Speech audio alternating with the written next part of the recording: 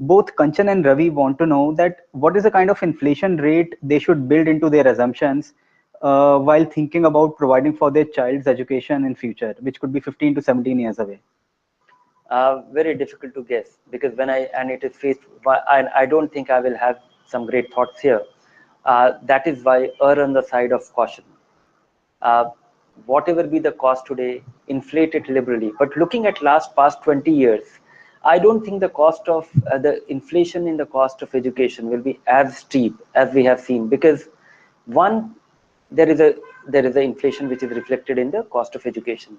The other is the change in the dynamics, the change in the way the education system in this country has changed, has dramatically changed. So from a government funded college education to a fairly hybrid model, and even the government funded college education is now the top quality education, though it enables, you can now borrow, you have access to relatively cheaper credit, or free access to plenty of credit, which I think is not a bad idea. I think kids become more responsible if they are aware that they're borrowing money for their education, which they have to pay for. They just it just might have a good impact on the way they approach education.